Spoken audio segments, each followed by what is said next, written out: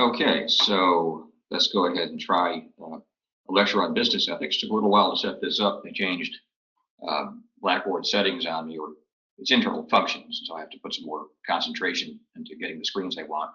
Let's go ahead and have a look at this. This will be a little bit of a follow-up to our last lecture. We talked about how our society is structured. At the moment, it has assumed a certain, I'd call it a pathological scapegoating structure, right? We talked about the society of the spectacle and how there's a power elite who generate and control a system of images that produce certain desires and passions and beliefs in a controlled population. And we'll have a closer look at that. I know it's not a very happy topic, but it is the reality that we live in. And so it's always worthwhile to get a firmer take on that reality. And then there's an alternative to that, and that is to opt out of the scapegoating mechanism entirely in favor of effectively sacrificial love, which is the central virtue of the entire Western tradition, one way or another. That and the humble and courageous and, if you like, relentless pursuit of truth and defense of truth for the sake of truth, even at the cost of one's own life, as is exemplified in the case of Socrates, and then later in the religious mode with Jesus Christ, the two major martyrs of the entire Christian tradition. And ultimately, Jesus ended up proving even more profoundly more influential than Socrates. But we're still talking about Socrates, aren't we, right? So he's obviously an important historical figure. So let's just quickly give you a little picture of how this works. So we have a social political structure of a society based on pathological scapegoating. You have a ruling elite consisting of big finance, multinational corporations. I want to single out big tech because they're at the very center of the entire thing. Government, particularly the Department of Defense, the intelligence agencies, the State Department, but also all the alphabet agencies that basically serve as front organizations and propaganda or PR organizations for the multinationals. Think about the FDA and the CDC in relation to big pharma. I could give you a whole series of lectures on that easily, and I can tell you where to go to read. Okay, right now, just go to Peter Ghosh's book on this. GOTZSCHE.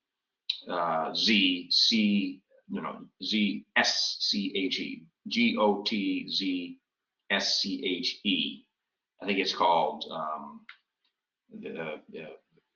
the pharmaceutical mafia or something like that, or the medical mafia. And he knows more about this. There's nobody in the world who knows more about it than him. Okay, so have a look at that, and you'll see how things actually work. And NGOs play a large role. This is how you present the face or virtue while actually pursuing the life of crime. Okay. And I'll send you some videos which explain how things actually work. If you watch them, the scales, if you don't already know what I'm talking about right now, the scales will drop, and you'll see it. I also encounter people from time to time who don't want to see it. So, and if I've had the strange experience of, through over a period of a few months with people, more or less showing them how things work, because I kept hitting them with content and evidence every week for like 14 weeks. And at the end of it, they were angry at me. And the reason they were angry at me is because they didn't want to see it. See what I'm saying? They saw it, they accepted it, and they felt that I had ruined their lives. So I'm not going to require that you guys watch those videos. I'm just going to send them, and you can choose what you do. Okay, so and that's not the right response, by the way. You should acknowledge reality and then courageously choose truth and goodwill, and join forces with other people around you who make that same choice, and you're going to win. You're going to win. Okay, don't worry about that, and don't get depressed because of what I'm talking about right now and explaining. All right, so this ruling elite, they engage in the planning, the production, and the full spectrum projection and installation and management of the society of the spectacle, which we talked about. And this produces distraction particularly from the raw truth, or the raw ugly truth about how they exercise power. It produces value inversion rather than having people oriented towards truth and goodness and beauty and friendship and intimacy and trust and holiness and the things that people ought to be oriented towards. They induce persons to pursue happiness through buying, as I like to say, a tube of toothpaste or a shirt, or at the upper end, a yacht or something of that sort. But none of those things can make you, I mean, these are perfectly useful things, but they can't make you happy. Not to mention status, power, and money. And what actually happens here is they're controlling people. Okay, so they direct these images towards a controlled population, and these persons end up forming a system of representations. They're virtually programmed, but these people are free, right? So they're able to respond to the programming and step outside of it if they want to. We'll get to that in a moment. But the worst case outcome is a person whose mind is completely dominated by these representations. And these representations don't allow them to look upwards towards truth, towards goodness, towards beauty, towards friendship, towards love, towards holiness, towards the transcendent. Everything's immanent and everything's material, right? Power, pleasure, money, reputation. You're so familiar with this, I don't need to explain this to you. We all know how to suck eggs here, guys. Okay, let me move on. So this generates mimetic desire, because everybody has a little bit of egoism in them, as we explained last time. As soon as somebody sees somebody else doing something, they think, the spontaneous reaction, I have a right to do that. If they see someone else acquiring something, the spontaneous thought is, now I have a right to acquire it too. Okay, so this produces, and isn't that true? Isn't that true? And how many of you have seen someone do something which you thought was impermissible, and when they did it, you thought, well, I have a right to do the impermissible thing too. The impermissible thing has become permissible. This is built into human nature because we're always trying to expand our sphere of rights unless we give up on that practice and adopt sacrificial love as our aim instead, which is always an option and has been done by millions upon millions of people. Okay, so that's because we're free, folks. We're radical. It's a mystery built into human nature. We are free. We don't have to engage in the endless struggle for expanding our rights and our power and possessions and so on. In any event, we are mimetic. Whichever of those two you adopt, okay, self-giving love or struggling with people to expand your sphere of rights, mimetic desire is operative in both cases. Okay,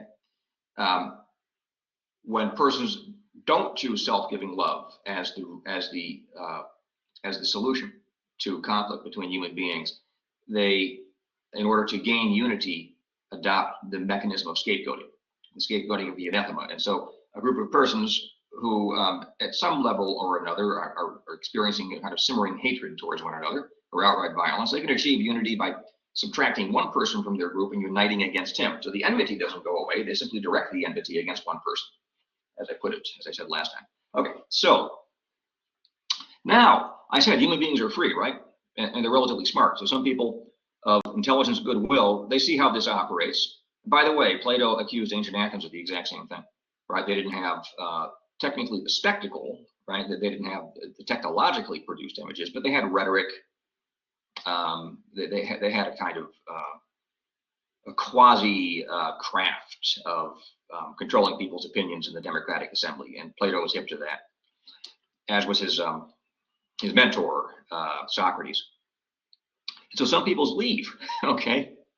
Some people leave. These become the truth tellers, pointing out how this works. Read Plato's Apology. If you haven't read Plato's Apology yet, take my course. I'll teach the. If you take my course, remind me. Sign up for my course and remind me to teach the Apology, because that shows you how this works in Greek antiquity and how this is eternal. This is the eternal sort of disorder of human society, which needs to be transcended through an act of freedom and love. So these truth tellers become, because they're defined against the multitude, because it's a minority of persons who actually see this, they end up becoming the convenient scapegoat. You see that? They subtract themselves, and so the multitude sort of take advantage of the opportunity, as it were, and they scapegoat the person who's already subtracted himself. He becomes the scapegoat, the anathema. But look what happens. Once you kill the scapegoat, he has the power of unifying the surrounding society, and now appears under a new light as the power whereby we have achieved social peace. He is now sacred. He's the source of all that is sacred and good. Civil peace, right? He's the sacred victim. And look how this, I talked about it last time excessively, so I won't get further into it. And then when we get into the Jewish and Christian tradition, we end up with the figure of the martyr. All right? Now, think about this. This is deep. the martyr in the act of dying gives his death as an offering. You reduce him to utter poverty, leave him with nothing. All he has left is blood and pain and anguish and even death. But from generosity of spirit, this is in the religious mode now. From generosity of spirit, he offers this up for the salvation of these people over here. That's the religious mode. Obviously, I'm talking about Jesus, but that's the tradition that we are formed in, and it behooves you to know what it is. If you don't have to be Christian, it behooves you to know what it is. Okay, so that act of giving up, saying, I have nothing left but my pain and my blood oozing from my body, and even my death, I offer that up. That has the function of calling and actually succeeding in turning a few towards truth and the voluntary adoption of suffering for the sake of others. That becomes the paradigm of if you like, leadership in the West. Okay, during the medieval period, it was basically it was just Christian leadership. You couldn't like be Muslim or Jewish or Hindu or something and adopt a leadership position. During that period of history, that's obviously changed in the modern period. Okay, so let's see. So these persons, they accuse the controllers. Now, part of the spectacle is this: the controllers then issue an absolute condemnation, an act of paradigmatic vilification. That means you're supposed to imitate that. A paradigmatic vilification of these people over here. And that becomes the condition of continued social membership. And now they confront you with a choice: belong and sacrifice the victim. You want to belong to this society? You have to satisfy the necessary condition and sacrifice the victim here. So when the topic comes up, you have to shoot down, let's say, RFK Jr. because he attacks vaccines, right? You see how that works? Bobby Kennedy Jr. was being interviewed the other day, I think, by Chris Cuomo. Cuomo said, there's this measles outbreak. And RFK came back and said, well, yeah, but in the last 20 years, 4 people have died of measles, and we have 100,000 new recorded cases of autism just last year. So why isn't the news talking about that? 100,000 versus 4, okay? And so that kind of shut down Chris Cuomo. But the idea is that, you're going to go along with the narrative, or you're going to be excluded. And that works on most people. It's working less and less, because I've interviewed a lot of people about this, particularly persons in trades, blue collar area. Why? I think I may have mentioned this before, but my theory is that if you work in a trade, if you drive a truck, if you're working in a warehouse, you're in constant grinding contact with reality. Because if you make a mistake, you can cut off a finger or kill somebody or kill a whole family in your truck or whatever it may be. So those folks are in continuous contact with reality. They don't have the luxury, really. They don't have the luxury of entertaining all sorts of crazy philosophical theories. They know what reality is because they're right there in contact with it. They're sustaining injuries, so on and so forth, okay? So they know. So they were in a better position to see this mechanism here because it's just, once you see it, and you can't deny it, and that's the end of it. All right, so anyway, nonetheless, particularly with the persons who are not really in contact with reality, no offense if you're in a white-collar position, this tends to work better on people in the white-collar sectors because they're a little bit in abstraction from material reality, okay? And they also have a sense of specialness. I'm not criticizing anybody here. They have a sense of specialness, and that specialness consists significantly in agreeing with whatever the New York Times has to say. So I'm going to get myself in serious trouble with you folks. Okay, so I'm saying this with gentleness and with love. I'm not trying to insult anybody, and you can push back and send me an email and say, I think you're wrong, Dr. Shapiro. I'll always listen to your argument and respect what you have to say. Okay, so, but it does work on a large number of people. Usually, 99% of the people out there, it's been breaking down.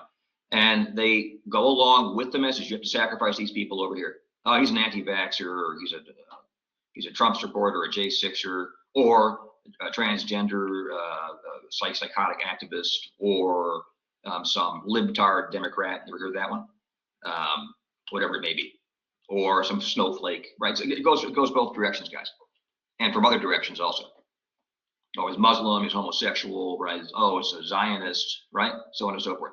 Now, there are legitimate criticisms you can direct against any individual person, and legitimate criticisms you can direct against any group of people. That's just a fact about life, okay? What I'm talking about, and there are things you can praise about each. And what I'm talking about here is the mechanism whereby a group of people take another person or another group of people and scapegoat them and thereby acquire a sense of solidarity and unity. That's what I'm talking about. Okay, so that's how that works, guys. All right. So, and I gave you two figures here. Obviously, Socrates and Jesus. We talked about that. All right, excellent. So now let's move on. I wanted you to have that. You can take a screenshot of that and make it a possession for the rest of your life. I hope it helps you. Pardon me while I suck down some coffee. Try to do this right. So now, hopefully you can see this here. It says, now, unfortunately, because of some technological glitch, we lost my second lecture on Aristotle, but thanks to Professor Sisson, who draws significantly from Aristotle, also Alistair McIntyre, and also from Catholic social teaching, which is basically natural law teaching. So it doesn't depend upon the New Testament. It depends upon a kind of it does depend upon a theistic supernaturalism, but that could be Jewish, Christian, Muslim, Hindu, so on and so forth. And then it works out a kind of ethic on that basis. All right, so it's approximately universal. It might not work for persons who are staunch atheistic naturalists who believe in social Darwinism and that the strong ought to dominate the weak. If that's your position, which is the Nazi position and the position of the Rockefeller and Carnegie families, if that sounds scandalous to you, look at the book, The War Against the Weak, where it talks about them. And also it's the position effectively, that wasn't her central position, but it was a position of Margaret Sanger, the old Planned Parenthood lady. But she adhered to that when you can kind of dig around. But she was more about preventing people from having kids. That was her big thing. All right. She was also a racist. She talked about all that, what was her phrase? So all the teeming, useless life down in South America and Africa. Oh, wonderful lady. Okay, so and this is the big hero of a lot of people. I'm going to steer clear of her, thank you. All right, so Aristotle, arete, ergon, fusis, telos, and eudaima. So arete refers to virtue, and we can also translate that with excellence, right? Ergon, that refers to your function, your work, what you do. So thinking is something that you do. Sensing is something that you do. Even eating and maintaining yourself is something that you do. Fusis is just a word we use for nature, as in human nature, okay? And telos is your aim or end or goal in life. And eudaimonia, that's happiness or flourishing, the big goal that you have. So let's now ask this big question. How do virtue, function, human nature, and happiness actually relate to one another? Okay. So I think I explained these. We can move on. Memorizing definitions is one thing. Let's try to understand how these actually relate. That was the question. So the human being is by nature a political animal. So there are two aspects of this, guys. We're gregarious, right? We like to congregate and live in common, not just merely kind of get together on a field and kind of stare up at space, kind of stare around like cows. We actually get together, we cooperate with one another, we build things, we get married and have kids, we form societies, right? We pass laws and we enforce those laws. We conduct religious rituals. Nowadays, we organize artistic and musical festivals and all sorts of wonderful stuff, right? Okay, the second thing we are is communicative. We are gregarious and communicative, those two things. And that means that we need the virtues, because if we're going to get on, we need moral excellence to get on with one another and to flourish and to excel at being human and to excel as a group, as a community. Okay, so I think that's enough for us. So happiness requires living well, right? You can't be happy if you're in a coma or you fall asleep and for some reason you stay asleep, which would be a coma, right? Living well, that's not actually, it's not medically or scientifically the same condition. Okay, anyway. So living well is the same as acting well. That is in a manner that enacts the virtues.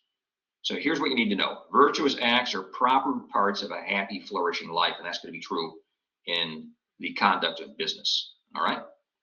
So relationships require the practice of the virtues. Now let's talk about this.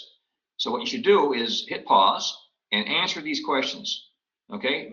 You can do it right to, I'm giving you an extra credit assignment in the discussion board where you can answer these questions. You want to hit pause and just start answering these questions right in the discussion board, and then if you missed a DB in the past, you can make up that DB with a new one, okay?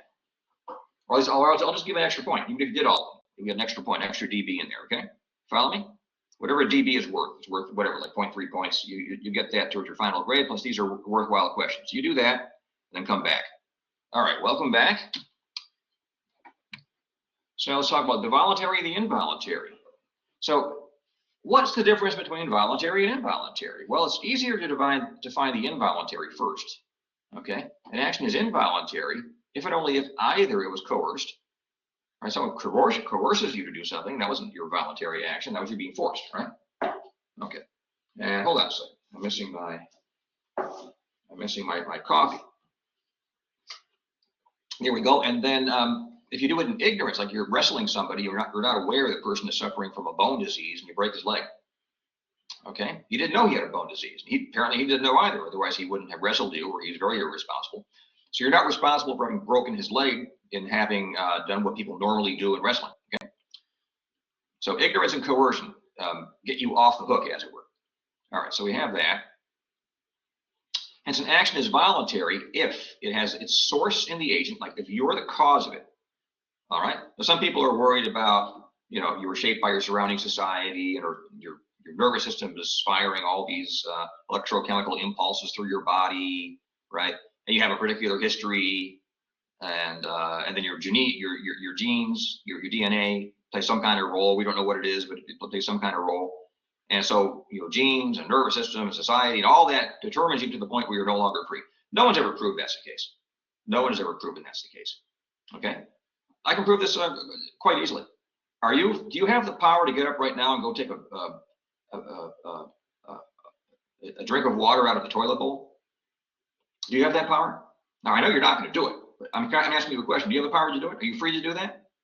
You know you're free to do that. Okay, so you're convinced that you're free. So why deny it? See, that's a trick, Dr. Schick. You're tricking me. No, I'm not. I'm appealing to your immediate self-evident awareness of the fact that you're free. Because whenever you reflect on it, every time you reflect on it, you come to the conclusion that you're free. So therefore, if to deny that you're free is to get yourself involved in a contradiction. Because every time you reflect on it, and every time you're put in a circumstance, that is basically whenever you're awake, where you have to make choices, you make the assumption that you're free. That's built into human self-consciousness. Do you follow me? So maybe we can say that a human being is free is not true by definition, okay? But nonetheless, it is necessarily true. That's what we call a synthetic a priori proposition. Take my logic course, we'll talk about that. It's synthetic because you can deny it without without producing a self-contradictory statement. Okay, you follow that? It's not, if you deny it, say human beings are not free, that's not self-contradictory, it's not internally contradictory. But it will end up standing in an external, not internal, but an external contradiction to another judgment you inevitably form, namely that you are free, sooner or later. Okay, so it's synthetic because if you deny it, the statement, the human being is free. If you deny that, you don't produce an internal contradiction. But nonetheless, we all know that it's true. And we know it spontaneously, as it were. So we can say that that's a priori. It's an assumption we bring to experience. We have to make that assumption in order even to act as an agent. You follow me? Okay, hope that makes some sense. If you didn't follow that, rewind, listen to that as many times as is necessary for you to get that. All right, so I'll give you another synthetic a priori proposition. There are real things out there in the world. You make that assumption all the time. You can't act unless you make that assumption. So this idea that all your experiences are being produced by some hidden part of your mind somewhere, and nothing exists but these sensations that you're generating. I mean, you can entertain that idea, and people have entertained that idea. It's called solipsism. But as soon as you step out of the philosophy course room, where you take off your philosopher's hat, you go right back you snap instantly back to the universal assumption. There are real things out there with which you interact. Okay, so an action is voluntary if it has a source in the agent, duty or freedom. It is not coerced, okay? And it is not done in ignorance. All right, hopefully this is making some sense to you. So there are three elements of a good voluntary action. The object of the action, the type of action performed. What's the object? For example, truth-telling versus lying. Okay, this is the type of action you're doing. You're either telling them the truth or let's put it this way, you're either attempting to tell the truth, or you're deliberately telling an untruth, okay?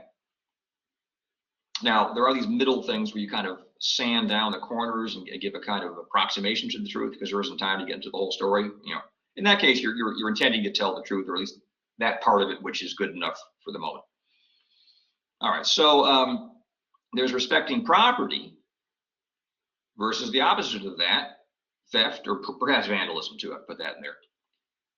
There's what you're doing, respecting the right to life. You know, one might get good and angry at a coworker or something like that and say, you know, I'm just going to go cool off. Every once in a while, somebody makes the wrong choice, guys, and kills one of his coworkers. Okay? Some people even plan it out.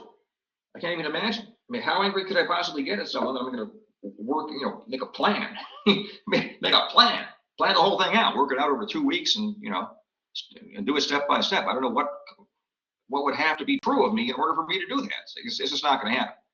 Okay, so maybe the person had a tough upbringing or something. I don't know. Then there's respect for dignity and autonomy versus, let's say, one opposition to that would be torture, right? You know, murder would be, opposed to that as well. Rape is opposed to that. These horrible things that we don't want to exist, but they do exist. All right. So lying, theft, murder, or torture are objects that, due to being intrinsically evil, are always forbidden. There's no way of doing these things virtuously. Okay? So that's the object, and you want to be on this side here: truth telling, respecting property, the right to life and dignity. Then we have the intention. The intention is that for the sake of which one performs the type of action one is performing. This is reminding us of Hegel, but Hegel gets this stuff from Aristotle. One may give to charity in a visible way in order to make a good impression on the attractive girl from the conservative Catholic family. I prepared these slides for the people at Providence College, right? Or one may do so from genuine compassion for the poor and to glorify God. Okay, so bear with my Providence College slides here. Circumstances can make a good action bad, but cannot make a bad action good. Right, hear that? Circumstances can make a good action bad, but you can't make a bad action good. You can't take this bad stuff here and make it good. There is no circumstance that makes that good. Unlike for utilitarianism. For utilitarianism, and now it's extreme kind of lunatic extension in long-termism. Long-termism is utilitarianism plus transhumanism. So they maintain more or less we can expend with, torture, manipulate, violate everybody alive right now, provided that's necessary and sufficient to get us to a point where we have a transhuman species that will enjoy extremely high levels of happiness, let's say for billions of years, right? So you and I can be tortured to death for the sake of these transhuman non-humans, really, because they won't be human any longer, provided they achieve a very high level of happiness and they keep that going long enough. Okay, these are the reflections of psychotics. Okay, maybe that sounds unfair, or like I'm hitting below the belt or something of that sort. But well, I'm going to stand by what I just said, because if these persons get what they want, there's going to be a lot of pain and grief, and they're going to look on that with indifference and even approval. If that's not the attitude, if those are not the actions and the attitudes of psychopaths, I don't know what is. Okay, so I'm just going to stand by that. So here we go here. All right, so there's no way of making murder good. We have that. So there are levels of freedom also. Physical freedom is the power to use one's body to perform a range of actions. Okay, that's your physical freedom. So, if one suffers from a disease and one suffers a withered arm, right? Well, you can't use your arm any longer. I don't know if we have withered arms any longer, but in antiquity, right, there were withered arms. And there were stories in the New Testament where Christ healed a withered arm. So it's like a lot. Oh, also, they have that show, right? The Chosen. There was a scene there where I've never seen one of those episodes all the way through, but I saw a little scene where Jesus healed some fellow's withered hand. Okay. And there's, besides physical freedom, at a higher level, there's psychological freedom. This is the power to employ one's will to choose to do or not to do X. That's always what it comes down to, right? This parallels our distinction between affirming a proposition or denying it, right? You can say God exists, or you can say it's false that God exists. You can do something. You can give money away to, say, a charitable hospital like St. Jude's, or you can not give that money away. It's one of the two. You can't do both. Okay. All right. You can give different degrees, different amounts of money. That too, right? Of course. But you can either give $5 or not give $5. Maybe you gave 10, right? Because 10 is not the same thing as 5. 5 times 2. All right. So it does not involve being indifferent between doing X and not doing X. That's important to recognize here. Your psychological freedom is not indifference. You might be strongly inclined to do X. You might be strongly inclined not to do X. Okay? But notice this. Even if you have a strong inclination, with an effort of the will, you can do the opposite. You follow me? That's called self-control. Sometimes persons have a very strong inclination to strike someone who just made them very angry. And you might even say in some circumstances, one is warranted in being very angry because the person was really out of line, okay? But we all know that striking the individual, unless it's something really, really extreme, unless the person, it's more or less attacking you or to attack someone else, whatever it may be, that striking the person is not justified. So an individual might have a very strong inclination to strike somebody else, and nonetheless act against it. So we're all familiar with that. Then there's a further level, guys. It's moral freedom. Moral freedom is the ability to conceive of morally good actions and to choose them. It requires having received a moral formation. Okay, so there was a famous group, a tribe in, let me think about this for a moment, Melanesia. Their name isn't coming to me right now, but, oh wait, we studied them together. Yeah, we studied them together. So that was in the Ruth Benedict article. And then there was another group in Africa called appropriately the IK. So these two groups have more or less the same morals. They promote mistrust and striking hard, striking first, and things of that sort. Well, these persons don't have moral freedom because due to the circumstances of their society, something about their geography and the geological features of the habitat they inhabit, the climate, right? Maybe some peculiar foreign relations, the history of that particular group. They were struck down low, and just to get by, they had to default, right, to a kind of very low moral standard. And that perpetuated itself over a generation or two, and now they've forgotten how to be good in the meantime. Maybe things got, maybe the surrounding circumstances have gotten better in the meantime, but they've forgotten how to be good. So they've lost moral freedom. So, all right. So right habituation. So if you're religious, you can actually pray for those people, believe it or not. So first, habit building. So we're talking about habit building here, guys. First, habit building action should be done in accordance with right reason. Okay. We need to have wise people, wise adults, serious people who are still possessed of, good humor, and have a sense of mirth and playfulness, but are serious about life. Those two things. You want to be both, not just great, not like these Roman generals who never laughed at all. They went too far in the area of the grave, and not like these bon vivants who spend all of their time, carousing and having a good time and producing one witticism after another. Well, they're not serious enough because they're not attuned to the suffering in human existence and what's serious about human existence and what we're called to be. We're called to be morally great is what we're called to be. And the other folks are they're a little bit too serious. They don't understand that there is, a certain kind of joy that can come to efflorescence within the human being, provided we are attentive to simply the small ways in which beauty appears in everyday experience. Here, but hit pause, just walk outside, look at the blue sky and some clouds, and experience the joy of nature, right? Very simple. It's a profound, profound gift. Okay, you yourself, this one cell in your body is this absolute symphony, a symphony of complexity and intricacy and life. And any random cell, and all of them, now you have billions of these cells all working in concert to produce you. You're a miracle, man or lady. Okay, so be happy. Okay, so a child being trained in virtue must be told the right reason so that he or she can act in accordance with it. All right. So you need wise persons who are serious. I would say I'm going to add playful, who are forming these children and telling them how to act. For example, saying, well, you have to take life seriously and you have to answer the call to moral greatness. And in this particular circumstance, you have to give your brother his toy back, right? And children have no difficulty being playful, so you don't have to counsel them on that yet. But teenagers might have lost it at some point if they start brooding. That happens. So second, the action should steer away from both excess and deficiency. This is an old idea. Let's do it again. Well, we lost that lecture, right? It should steer away from excess and deficiency.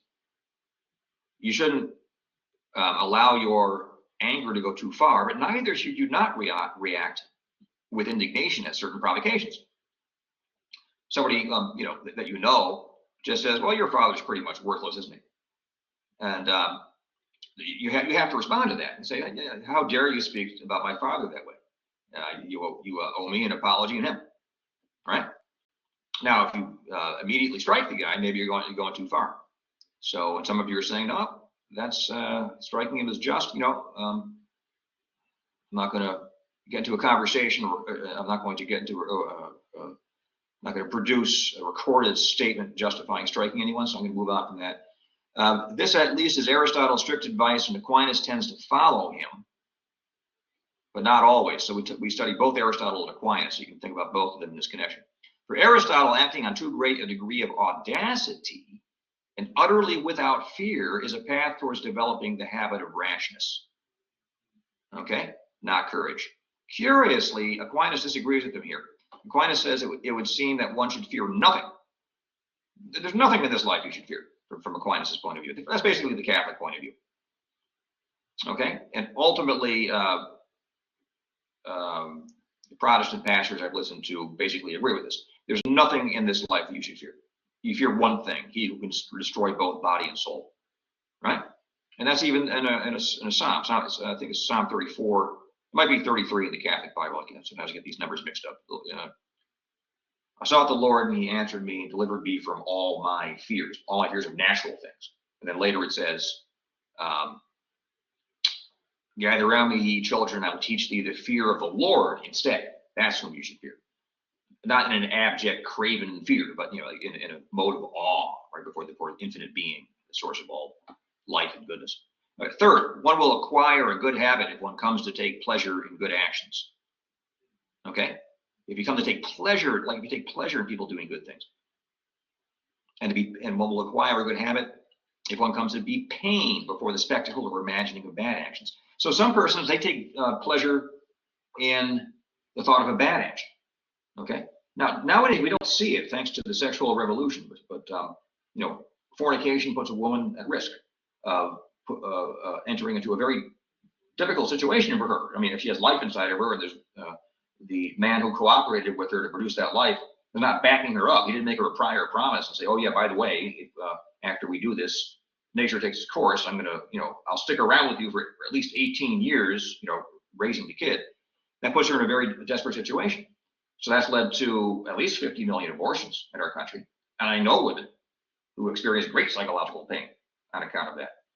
I can think of at least two. I'm probably overlooking some others. And it also leads to infanticide. It leads to neglected children who end up not being socialized. I worked down in the prison. I used to work down in the prison at Cranston. I want to go back. And a lot of my students down there, same story. Raised by one parent, working 10, 12 hours a day, but pay all the bills, basically not given any moral formation whatsoever, who grew up on the street and decided to be Jesse James and ended up, or to sell drugs, and ended up down in Cranston, right? They were neglected and not formed. Is that their fault? They didn't make their childhood, okay? So it's partially, significantly not their fault, and partially it was their fault, because we're all taught growing up, what it is to be a good person. There are indefinite number of representations of this on TV and in film. Though typically what you have in a TV show and a film nowadays, it's been true for a long time, is that nobody is really good in any of these things. Right? They're all fornicating from this sort of classical kind of this conservative morality that was in place until about 1950 or so. There's one person who's less bad than all the other ones, and that's your hero in a contemporary movie or show. So if I sound like your great grandfather or something like that, I'll take that as a compliment. All right, so character. So character is the result of the interaction of an agent's moral habits with one another within his or her total person. Right? These are all observations I take from CSON, even if you didn't talk about them in the lecture that or the interview you listened to. So what's your character? All of these moral habits inside of you interact with one another. Okay, so your character is greater than the sum of its parts. The way that these features of your character, maybe you're somewhat audacious. Okay, maybe you're also given to sorrow. So now you're a little bit too far towards the audacious, and you're a little bit too far towards the sorrowful. Go back to a good idea for you guys would be to go back and listen to the lecture on Aquinas on the emotions again, right? Okay, maybe you have a little bit too much of a desire for chocolate bars, whatever it may be. Okay, but all these things interact with one another. But maybe you're actually quite generous. All right, you guys follow? And very hopeful. All these things interact. Now we have this distinctive person that we're looking at here.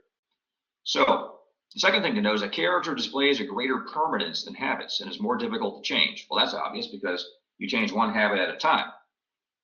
But your character is all those habits. You want to make a significant change in your character as a whole. You have to work on one habit at a time and change those. I'll tell you how to do that. I'll give you some. I think I've mentioned this. I'll say it again. I'll give you some exercises right now. First exercise: take 3 days.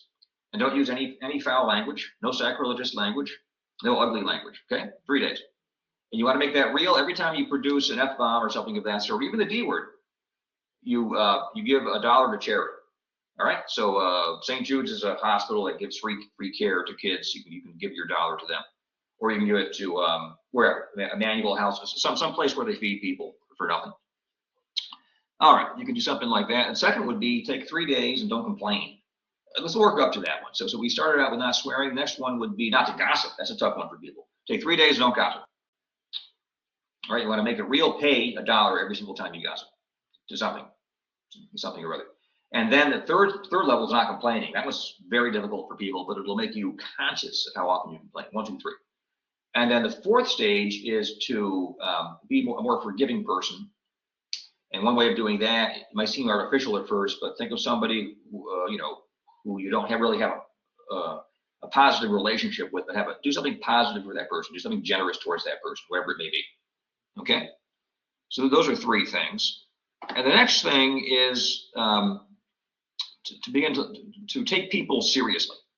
Okay, and look at people. How to put this? I'll have to think about how to formulate that. A whole exercise for it. Let me come back to that one. So third, character provides a more accurate and complete picture of a person than mere habits, which are limited to single traits. Well, that's self-evident. Character enables prediction of actions and reactions. Fourth, character integrates habits at various stages of perfection or imperfection, right, by definition. And fifth, one habit may amplify or diminish another habit, very interestingly. This is true in particular of prudence, which affects all the virtues. If you have fortitude, your fortitude isn't going to be it's not really going to be worth anything unless you have prudence, right? You have to be able to map out a path from where you're standing right now towards achieving your goal. And then you have to go ahead and do it. All right, so, by the way, if you're going to be prudent, you need fortitude. If you have that plan, you're not going to carry it out unless you have fortitude. And fortitude, that's your ability to confront a whole series of obstacles and even pains and work right through it, play the long game, keep a cool head, act with goodwill, and get to the goal. There's a woman named, I'll send the video, Catherine Austin Fitz, who's a finance guru. She seems to know everything. And she has this idea of turtling forward. Just keep moving forward like a turtle. Don't let anything stop you. If ever you let things overwhelm you, as I understand, life can be difficult. I sympathize. I totally sympathize. But you don't want to feel permanently overwhelmed and just kind of lay there. You keep turtling forward. That's fortitude. All right, so the mean between the extremes. So there are 2 rules to be observed for acquiring a moral habit at the mean. First, one should strive more to steer away from the extreme, which is more opposed to the virtue being sought, right? So, for example, you're trying to become courageous. Fleeing from danger is more opposed to courage than is rushing headlong into it. Right, the code of the samurai, the way of the samurai is the headlong rush. So the samurai, they actually cultivated an ethic of audacity. They would just run right in there, get it done, and if you die, you die. It's an honorable death. That's their way of looking at it. Okay, it's interesting. All these stringent moral codes, they're virtually defined by contempt of death, right? So in the West, obviously, we have the Christian moral code, which is virtually a call to martyrdom. Better to die a martyr or die in any capacity than to commit one heinous sin. They call it a mortal sin, the sin that kills the soul. Okay, there's something deep there, whether you're a believer or not. There are certain things, if you do them, they kill your soul. That makes a lot of sense, doesn't it? They kill your soul. I mean, you're still alive, kind of moving around, but something dies inside of a person when they do certain sorts of things. Like these corporate raiders who just buy a company and then chop it into bits and, leave thousands of people unemployed, or these individuals who have destroyed entire neighborhoods through their crazy, like back in 2008 when the whole bubble burst with their crazy mortgage schemes. All right, so second, avoid the extreme that is easier to drift towards. For example, it is easier to drift towards eating for pleasure than it is to resist the temptation to eat too much, right? So eating for pleasure is much easier to drift towards that than to resist the temptation to eat too much. So better to err on the side of eating a little bit less. Now, I understand some of you work tough jobs. You work this out relative to your own situation. And then we can call these lifestyles, it's not exactly the best way of putting it. There's the pursuit of money. Well, money is a mere means, okay? So that can't be the aim of life. Yet some people treat it as if it were the aim. Like these billionaires. There's a guy named Ray Dalio, who's a famous investment banker. He's a billionaire. He says he's reasonably happy. And then I think Tucker Carlson asked him. And some people think Tucker Carlson is anathema. Just go with this. Tucker Carlson asked him, how many how many happy billionaires do you know? Because Dalio knows dozens of billionaires, probably hundreds. He says, well, maybe a couple. Most of these people are unhappy. That's why they pursue money forever, because they're trying to fill a hole and they're not succeeding. It's not working. Second, there's a life devoted to pleasure. By that he means physical pleasure. Well, that's something that's transient. Okay? That's something that's transient. That it happens and then disappears, and that's not going to make a person happy either. What it does is fosters in a person a habit of intense desire to experience the pleasure again. That's a path to addiction, and that leads eventually to, in some cases, sex addiction. They even stop enjoying the sexual act, right? Because they engage in it too often, and so on and so forth. Various sorts of drugs. People become addicts because they're seeking that first high. They lose it. Okay, and this is a scourge in our society. Various sorts of addiction. Okay. Third, there are people who devote themselves to status and honor. They think of, most people out there hold them in the highest possible regard. They've won, right? They won the contest of life for having the highest reputation, like a rock star or celebrity or something of that sort. Well, a lot of these people are miserable. They're just miserable, and eventually, you see that periodically they have a breakdown. Some of these cases, I think these people are actually victims. They didn't do it to themselves. Like with Britney Spears, you hear what she said. She said she was abused as a kid, and she got in the entertainment industry. There were basically some evil people who got their hooks into her and destroyed her life. So I'm not going to blame her. And we're thinking that's probably what happened to the guy who's having a breakdown right now. He followed the same path. Justin Bieber, unfortunately. And so I'm trying to think of a case where somebody, pursued that, and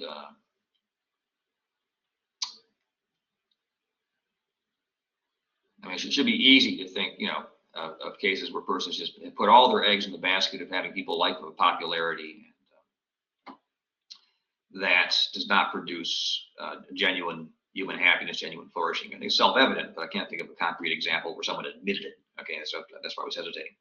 So fourth, there was the life devoted to study. That's Dr. Shikyar's life and Aristotle's life. He says that's the best possible life. Well, I'm thrilled he thinks that's the best possible life. I'm not actually in agreement with that entirely, but I see what he's saying. Okay, see what he's saying. It's good. It's pretty good. I also think hard work is quite valuable and dignified. I myself like working in the open air.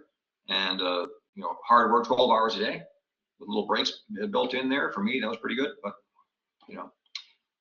Aristotle didn't have much respect for that, but Aristotle was a Greek. Aristotle was Greek. Our tradition is not the tradition of the ancient Greeks. We adopted ideas from the ancient Greeks, right? And kind of stitched those together with Roman ideas and with Christian ideas, and also with the ideas of the barbarians. No offense, if you're a barbarian. I'm half barbarian myself. So the Germans and whatnot.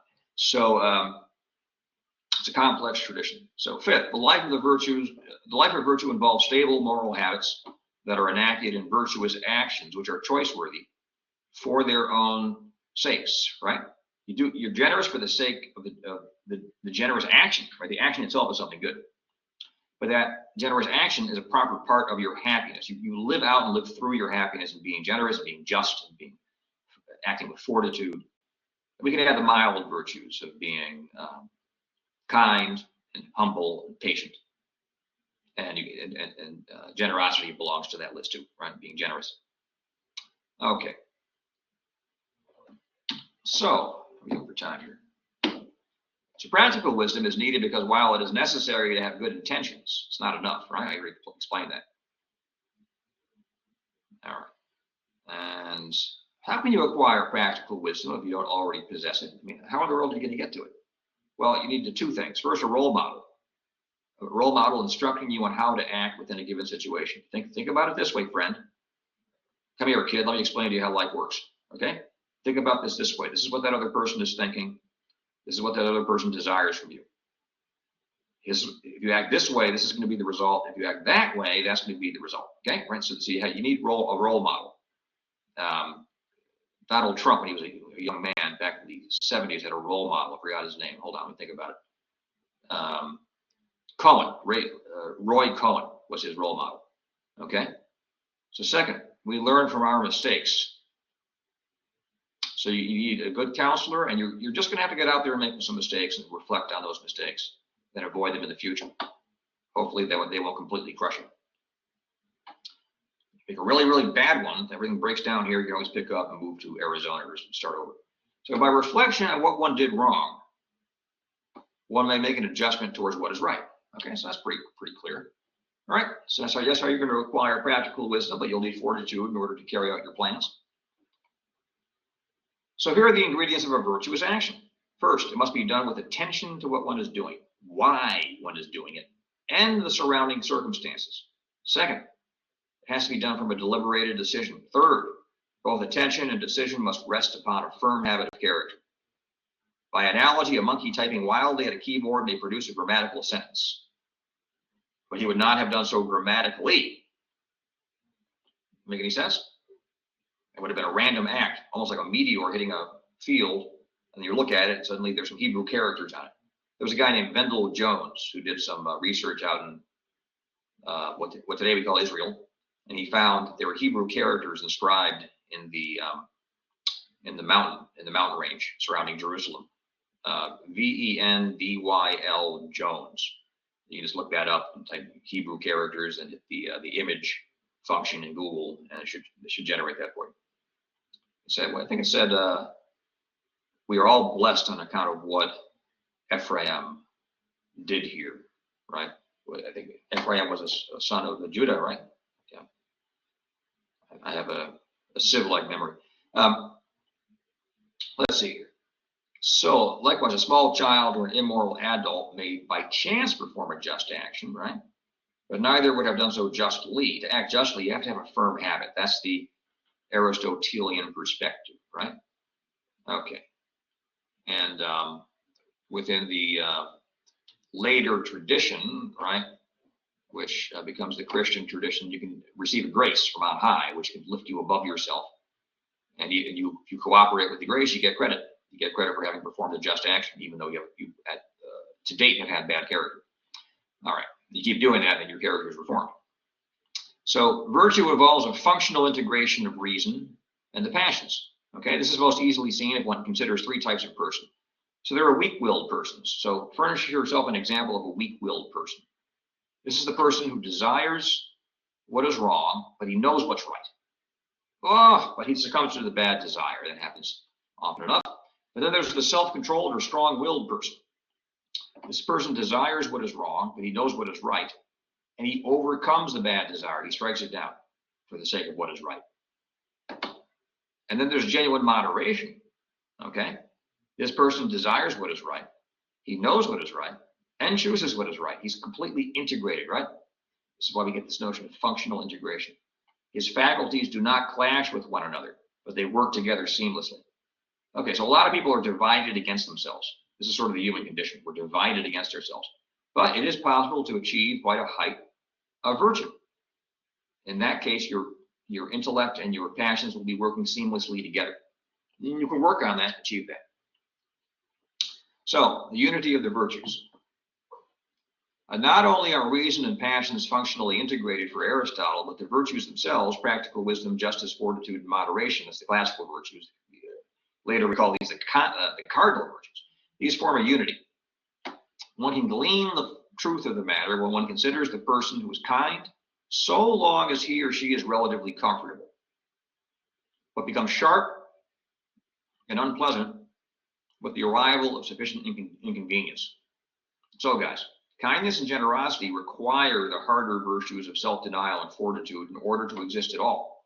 Okay, it's easy to be kind when it's easy, when things are going well for you. You might even call that just being nice. There's a difference between being nice and being kind. All right? You can be nice to someone you don't like. Can you be kind to someone you don't like? I think your answer might be, well, no, or it'd be really hard. Well, if you possess the virtue of kindness, right? You can be kind even to persons you don't like because you put your likings. You say, well, what I like, what I don't like, who cares? It doesn't really make any difference. Let me go ahead and make things better for this person and for my community by treating this person with a certain gentleness and generosity. Okay. All right. So that's that moral heroism I keep pointing out that we're called to. It's discussed in the entire Western literary tradition, exemplified obviously in the religious tradition, right? Obviously in the New Testament, paradigmatically, right? But then in all of the religious commentary on Scripture and theological treatises amounting to millions and millions of pages, the vast tradition. They've done an excellent job the past 100 years burying most of that, so that there's a small minority of persons still dedicated to it. And other persons don't even have any comprehension. They don't even know it exists, right? And when they encounter it, they find a lot of its content totally incomprehensible because it's basically the contradictory of what they've been taught. So a person is raised so as not to be able to appreciate that material. You can't blame them because that's they inherited a certain society. That's just the situation. That's where we are. So it works in the other direction. There was no shortage of historical anecdotes concerning persons who were stern with themselves. They were stern with themselves, but also callous and even cruel towards others.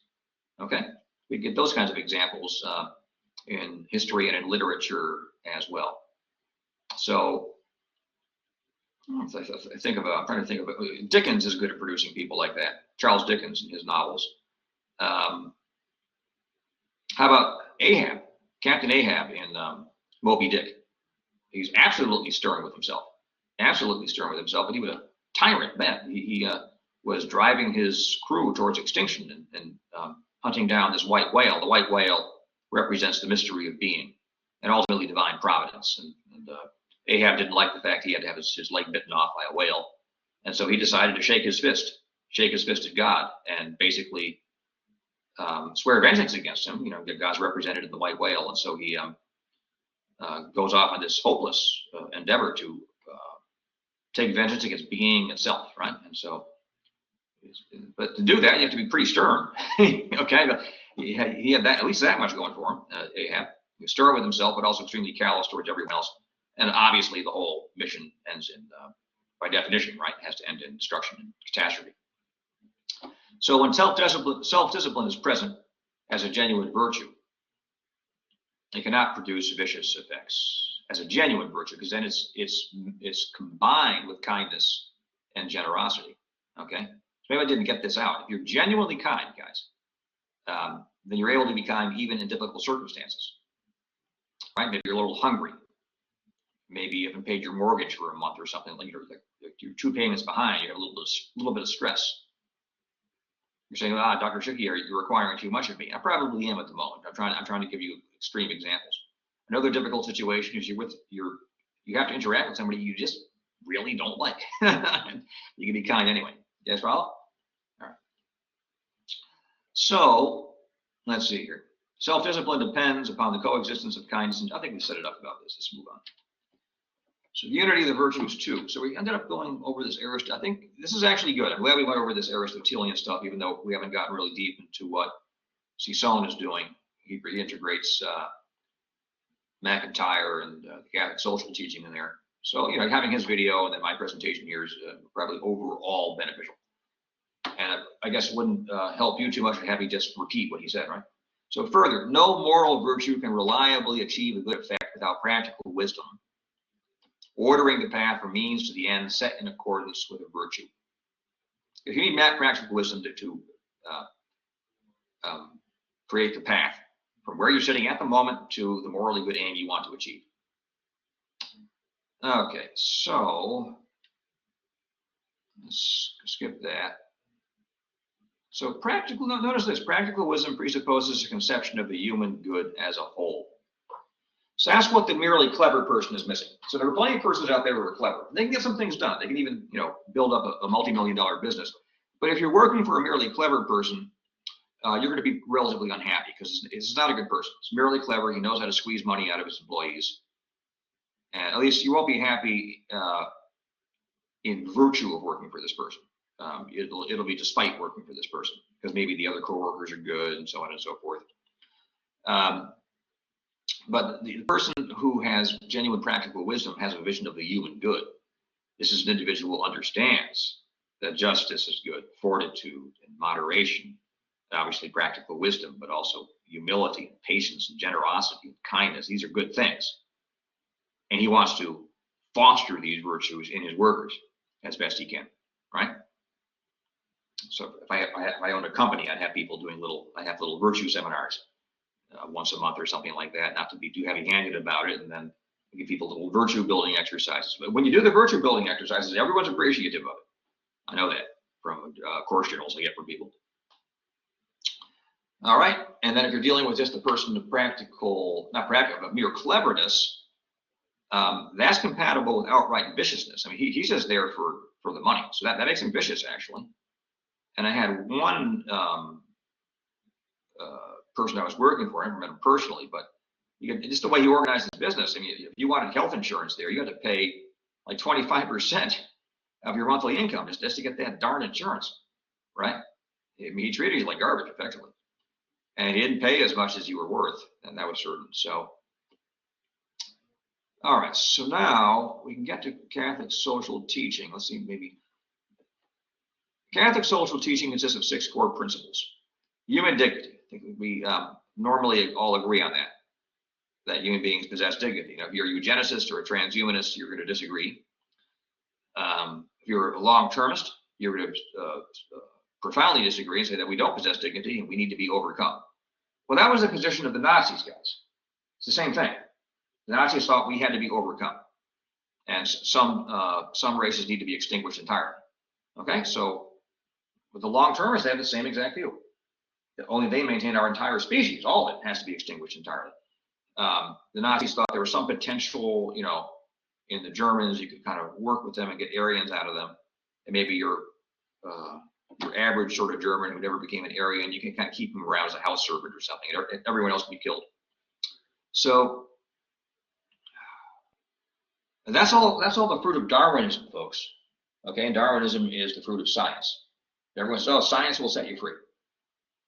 Please put 2 and 2 together. Okay, so science can be a wonderful thing, and I appreciate the sciences a great deal. But it also promotes a kind of scientistic worldview, atheistic naturalism. Okay, and atheistic naturalists are 100%, all of them are, with maybe I can make 2 exceptions to this, are Darwinians, and that leads to social Darwinism, eugenics, transhumanism, and the doctrine of the strong ought to dominate the weak. So science is going to set you free. It'll set our species free from existing at all. Okay. So here we go. Then the universal destination of goods. Oh, I'm sorry. There's the idea of the common good, that we should always act from justice so as to further the common good. Why? Because everything you have has been derived from the common good. That is, the society in which you were raised. It taught you how to speak. You can only add 2 + 2 and get the right answer 4 because you were taught to do that in virtue of the adults who instructed you. So you know how to speak. You can even only refer to yourself with the word I, with me, mine, right? With those pronouns, you can only use the correct pronouns because you were taught to do it. You guys follow me? If someone steals your car in the United States, at least, there's a possibility the police might actually find the person who stole it and return the car to you. If this is happening, if you're in like Kenya or something like that, the chances are slimmer that the police are going to do that, or just about 0. There was a guy, why did I mention Kenya? Because there was a guy who came here from Kenya, and someone stole his car, right? And the police returned his car. He was complete shock. He said, the police here actually do their job? You know? Okay, anyway. Nothing against Kenya. I'm sure it's very beautiful, and there's a lot of good people there, so on and so forth. So the common good embraces the universal destination of goods, and that is, you have to take into account the poor. This is distinctively Western. Like you go to Hindu society, if you see a poor person, you say that person must have done something bad in his previous life, because now he's suffering. So as karma, you bad karma, now he has to pay it off by being poor. All right, tough luck. Not even tough luck, it's your fault. In the West, right, we get this tradition of visiting people in prison. Well, they're in prison, right? I mean, most people in prison deserve to be there. Obviously, there's some mistakes. But if the persons are in prison, you go to visit them. Widows and orphans, for much of human history, or the majority of it. Someone sees a widow, they see an opportunity for a concubine. They see an orphan, slave, right? So on and so forth. No, but in the Western tradition, you're to defend the widow. You're to place her under your protection. Defend or adopt the orphan, right? Visit people in prison. Tend to the sick, build hospitals. You guys follow me? Okay, so that's the tradition in the West. So that has been taken by it's been taken by everybody. It doesn't matter what position on the political spectrum you adopt. I think we've talked about that already, okay? Okay, so the idea of the sacred victim and all that, right? You can think about that now. And there's subsidiarity. That's the idea that you shouldn't, it would be unjust to take from cities, towns, families, and persons functions they can perform for themselves. Okay? So if we were to say, okay, all of you are now unemployed, and we're going to do everything with robots, and we're going to send you a universal basic income as a digital currency that's going to be deposited into your account once a month. And if you do any surfing online we don't like, or if you have done surfing online for years we don't like, we're not going to give you any money at all, put you in a re-education camp, or just get rid of you. That is a violation of subsidiarity. Now we can get rid of the dystopian last part there and just say that the principle of subsidiarity has been violated relative to everybody if we take away the dignity of work, because that is at the same time to take away the principle or violate the principle of participation. Everybody has a right to contribute to society, okay? There's an inherent dignity in work, all right? And it's how you earn self-respect, okay? And it would be a grave moral violation to take that from people. This is the perspective here. And through that work, you will contribute something to that society. Okay, if you're just, you're a custodian, just taking care of a building, keeping it clean. Well, guess what? You're keeping the vermin out of the building. If it weren't for the custodian or someone cleaning the place, eventually vermin would show up, insects, mice, things of that sort. It'd be difficult to live there or work there. So you're doing something that's valuable. All work has dignity, right? All positive work, like if one is at work selling cocaine or fentanyl to people and promoting addiction or trying to draw 18-year-old girls into hardcore pornography or something, that's bad work, right? But all positive work by its very nature has dignity, by definition. Then there's solidarity. Solidarity, that is the sense of belonging that we forge through working together in service of the common good, okay? There we go. That sense of belonging together, or sense of belonging in working together to further the common good. So I think we're basically out of time here, right? So Let's see here. Can't get through all of this stuff. All right, yes, this was done for PC. I kind of ran out of time here. I couldn't adapt this, this PowerPoint presentation for your purposes. All right, so you can look at these. You can screenshot these if you like. Okay, sort of out of time here again. So you actually have a text for McIntyre. If you go into your textbook, there's a chapter there on McIntyre. Okay, so I recommend you check that out. Let's see here. All right, folks, I think that's basically it. Yeah. All right, so let's call it quits. I want to thank you guys for a great semester. All right. And wish you the best. I'll be working through your material. Keep in touch. Send me an email. Tell me how you're doing. And you're welcome to take my intro philosophy course, my logic course. If you found value in this one, you get the whole package, the whole Shipyard approach to philosophy if you take the other two. I'll try to talk to the chair and see if we can drum up a section of philosophy of religion, which is worth doing. Very, very interesting set of questions we tackle there, people are concerned with. And I wish you guys the best. Keep in touch, and I look forward to reading your final projects.